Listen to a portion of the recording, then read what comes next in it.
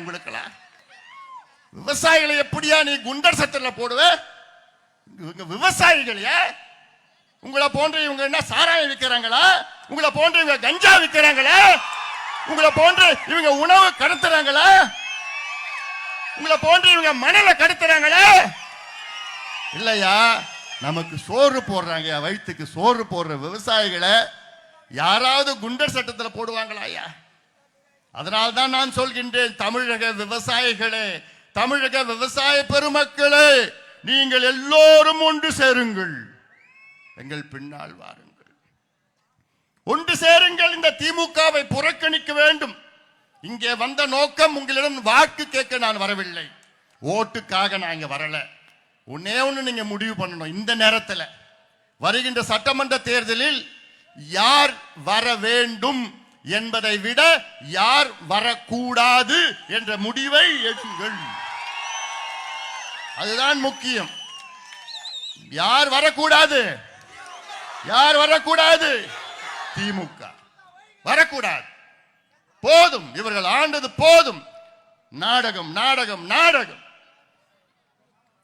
Coimbatore அன்னூர்ல 3000 acre அங்கே சிப்காட் அதற்காக நிலம் எடுப்பதற்காக அங்கே திட்டமிட்டிருந்தார்கள். அங்கே ஒரு சில கட்சிகள் எல்லாம் அங்கே போராட்டம் செய்தார்கள். உடனடியாக அந்த திட்டத்தை ரத்து செய்து விட்டார்கள். ஆனால் இங்கே நம்முடைய மேல்மாவிலே செய்யாறிலே குண்டர் சட்டம், அடக்குமுறை, அச்சுறுத்தல், காவல்துறை 2000 பேர் 5000 பேர் ஏவி விட்டு இவ்வளோ பிரச்சனைகளை இங்கே மேல்மாவிலே. மீண்டும் சொல்கின்றேன், எங்களுக்கு தொழிற்சாலை வேண்டும், வேலை வேண்டும், பொருளாதார முன்னேற்றம் வேண்டும். ஆனால் விவசாய நிலத்தை அழித்து எங்களுக்கு வேண்டாம். திருவண்ணாமலை மாவட்டத்திலே எவ்வளவோ தரிசு நிலம் இருக்கிறது, ஆயிரக்கணக்கான ஏக்கர் தரிசு நிலம், அரசு நிலம் இருக்கிறது. அங்கே கொண்டு வாருங்கள், சிப்காட்டை கொண்டு வாருங்கள். இந்த மாவட்டம் நினைச்சு பாருங்க, இவங்க திமுக ஆட்சி வருவதற்கு முன்பு எவ்வளோ வாக்குறுதிகளை கொடுத்தார்கள். அன்னைக்கு கூட நான் ஒரு புத்தகம் வெளியிட்டேன், விடியல் எங்கே. இந்த புத்தகம் நீங்க எல்லாம் படிக்கணும், ஆன்லைன்ல இருக்குது. இந்த புத்தகத்தில் தெளிவா போட்டிருக்கிறோம், திமுக தேர்தலுக்கு முன்பு எத்தனை வாக்குறுதிகளை கொடுத்தார்கள், இன்று வரை எத்தனை நிறைவேற்றிருக்கின்றார்கள் என்று தெளிவாக கொடுத்திருக்கிறோம்.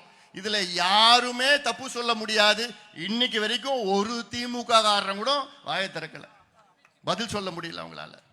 ஏன்னா எல்லாமே தெளிவா புள்ளி விவரங்களோட கொடுத்திருக்கிறேன் நான். இதுல இவர்கள் ஆட்சி வருவதற்கு முன்பு, அதாவது இந்த விடியல் எங்கேன்னு போட்டிருக்கு. இந்த படம் பாத்தீங்கன்னா ஒரு உடைஞ்ச பாலம், ஏழுமலை வஜ்ரவேலு கட்டினது இந்த பாலம். 15 கோடி ரூபாயில தென்பெண்ணை குறுக்கே ஒரு பாலம், அது 3 மாசம் தாங்குச்சு. ஏன்னா அவ்வளவுதான் தரம், தரம் கெட்டவன்க வந்துடலாம். அதனால இதெல்லாம் நீங்க பாத்துக்க. திமுக ஆட்சி வருவதற்கு முன்பு அவர்கள் வாக்குறுதி கொடுத்தது 505 வாக்குறுதிகள். அது இல்லாமல் தேர்தல் நேரத்தில் ஒரு 7 வாக்குறுதிகள், 512 வாக்குறுதிகள். 505 வாக்குறுதிகளில் அவர்கள் நிறைவேற்றியது வெறும் 66 வாக்குறுதிகள். இந்த புத்தகத்தில் இருக்கு எல்லாம். 505ல வெறும் 66 வாக்குறுதிகள்.